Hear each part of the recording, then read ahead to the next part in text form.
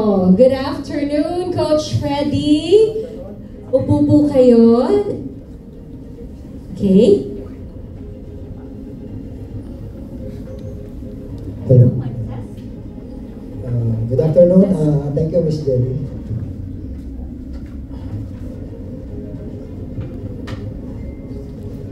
Coach Freddy, paano ba kayo nagkakilala ni Geno?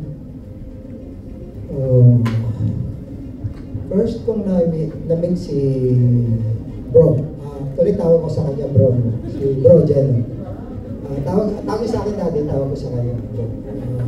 Na-meet ko siya nung nag-join siya sa outdoor advocacy namin. Meron kasi kaming outdoor advocacy group, Project Ronin. So, we educate outdoor enthusiasts. Free of charge. So, doon ko siya unang na-meet. Tapos, paano nagsimula tong partnership nyo? After mo na-meet siya doon sa advocacy nyo, paano nyo po nakitang magiging maganda yung partnership yung dalawa?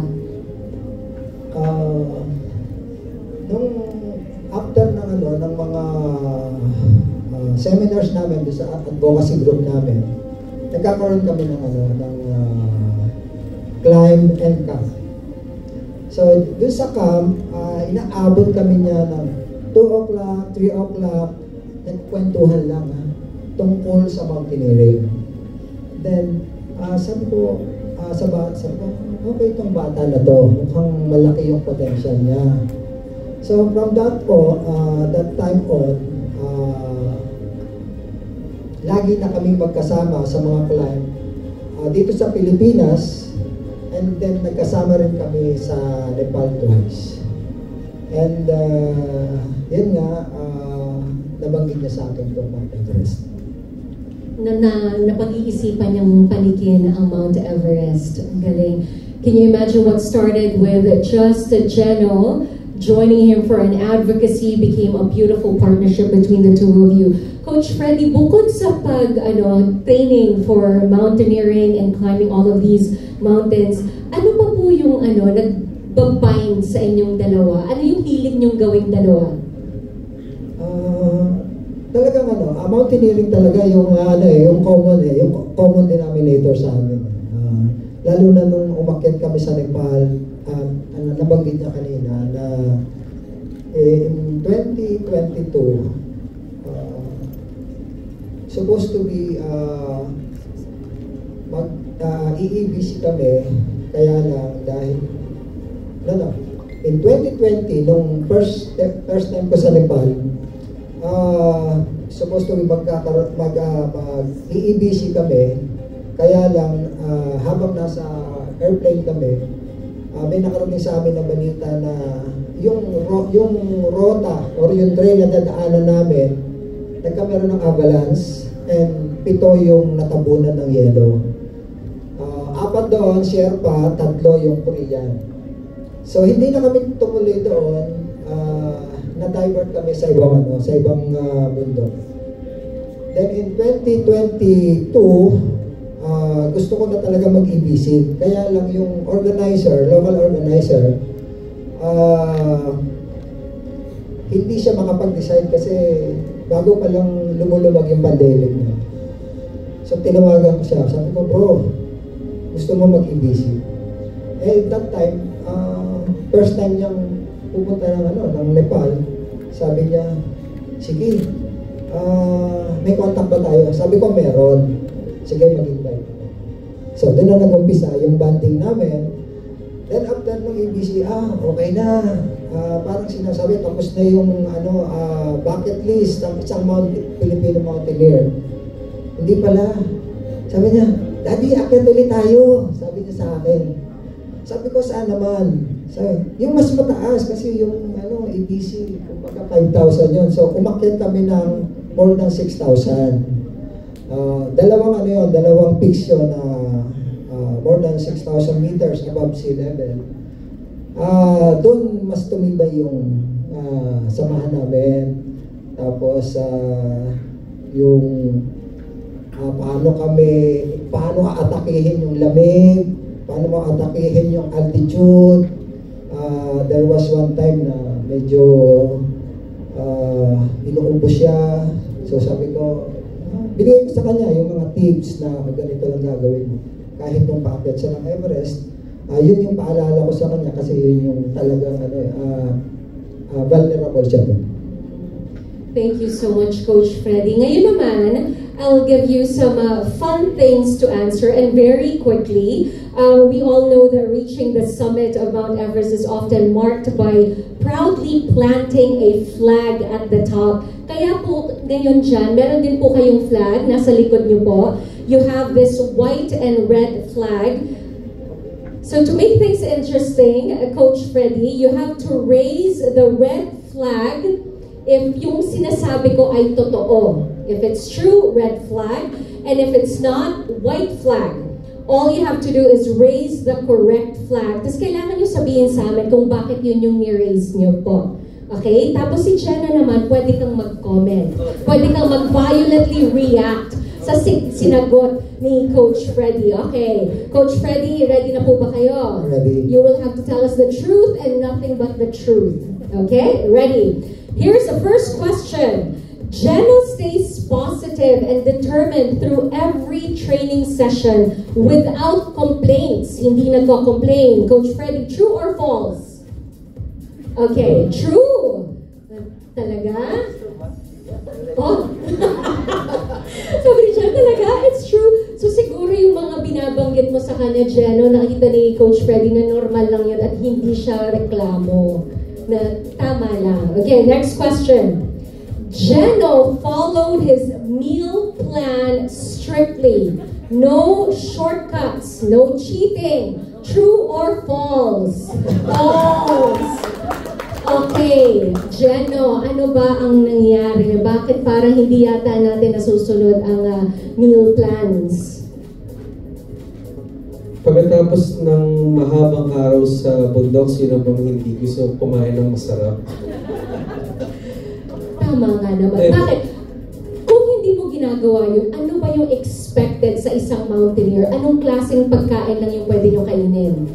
You need a huge amount of carbs and protein kasi napaka-physically demanding ng pag-akit ng bundok talaga. And kailangan mo din protein para makarecover. Oo. So para sa'yo, pag gusto mong mag-cheat, gusto mong i-reward ang sarili mo, anong kinakain mo instead? Maraming kanin at maraming tuna. Yun talaga. Para, okay, I deserve this. Next question, true or false? Geno was already physically ready. Ready na po yung katawan niya when he first came to you. Anong flag po tayo? False. Bakit po? Nung first time kami mag-meet ni Geno, hindi ganyan ang katawan niya. Sobrang laki. Basta malaki talaga. Mabigat siya. As in mabigat. So sinabi ko sa kanya, nung nasa Nepal kami, sabi ko sa kanya, bro, kailangan mo talagang mag-reduce, hindi mo kayang dalahin yan kung mag-Everest na. Sabi ko sa kanya. So, nung pagkagaling namin ng Nepal, yung last time na magkasama kami sa Nepal, bro, nagte-training ka na ba? Sabi ko sa kanya, nagja-jogging na ako, nag-gym na ako. Tapos nakikita ko, yung mga kinakain niya pa rin. Sabi ko, tinilaw, yan bro. Yan. So, climbing Mount Everest, it's really a commitment to change my lifestyle and be focused about. Yeah. I guess, like they say, if you want to change your personal reality, you have to change your personality and you have to change as a person. So yun talaga yung kinailangan para matupad to. Next question, I'm down to last two. True or false? Geno is always so eager, sobrang excited laging mag-train that he would skip warm-ups. True or false? Okay, false. Bakit po? Yung tungkol kasi sa pag-warm up, kailangan kasi yun when you are going by rigorous training. Kasi iwas injury kasi yan pag meron kang warm-up. But once na andun na siya sa warm-up, hindi mo na siya mapipigilan. Ganun siya. Okay. Is there anything you wanted to add to that, Jeno?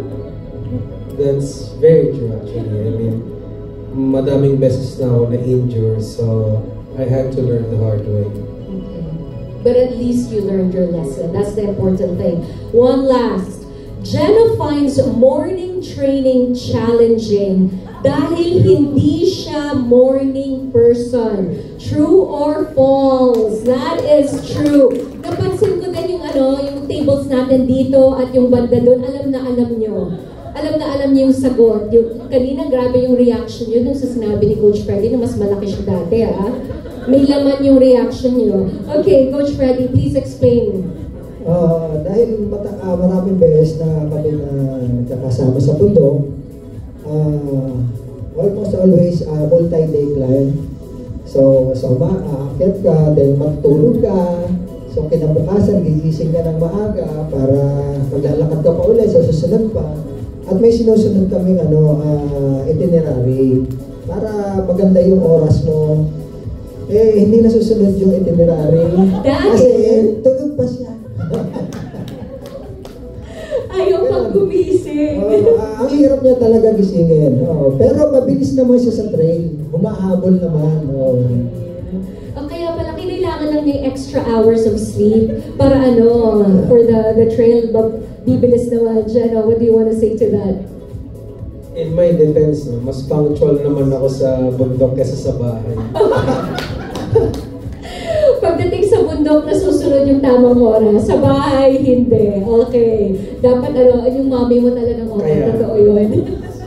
Alright, thank you very much for that very interesting talk. Thank you, Coach Freddy. Coach Freddy, before we let you go, I just want to ask you, from your point of view, what does it take for someone to reach the summit of Mount Everest? Well, para makasakit ka talaga sa Mount Everest, marami kang isasacrifice. Minsan, kasama na rin yung family mo sacrifice.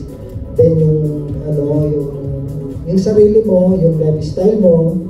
Then after that, you have to train well. Alamin mo talaga kung ano yung sinusuong mo kasi napaka dangerous talaga ng climbing or summiting Mount Everest. Training, perseverance, determination. Dapat yan yung mga quality na dapat meron ka para marating mo yung summit ng Mount Everest. Training, determination, all of that. Jeno's got it. Coach Freddy, ano ang inyong mensahe po para kay Jeno ngayong narating na niya ang summit ng Mount Everest? Una-una, congratulations bro. Although maraming beses ko na siyang na-congratulate. Gusto ko ulit siya congratulate. Then, sana doon sa mga susunod mo ulit na akyat, huwag mong kalilimutan yung pinagbibigyan ko sa'yo lagi. Huwag makakalimot tumawag sa taas. And second, you know the drill. Meron kasi kami tinatawag sa mountaineering na summit fever. Yung sheer determination to push for the summit, nasa kanya na yon. Pero yung summit fever at saka yung sheer determination, magkaiba yun. Kasi yung sheer determination, maliwanag pa yung isip mo noon kahit nahihirapan ka. Pero yung summit fever, parang do or die yun na desisyon. Magsa-summit push ka, pero alam mo na delikado na yun at hindi na kaya ng katawan mo. Yun lang yun ang laging kabilin-bilinan ko sa kanya pagka aakyat siya ng mga delikadong dito. Thank you very much. Ladies and gentlemen, a round of applause please for Coach Freddy Magsino. Maraming maraming salamat, Coach Freddy. Pwede nyo na pong dalhin ang inyong flags and rejoin the family, because at this point, I would now like to invite, before we proceed to the next part of our program,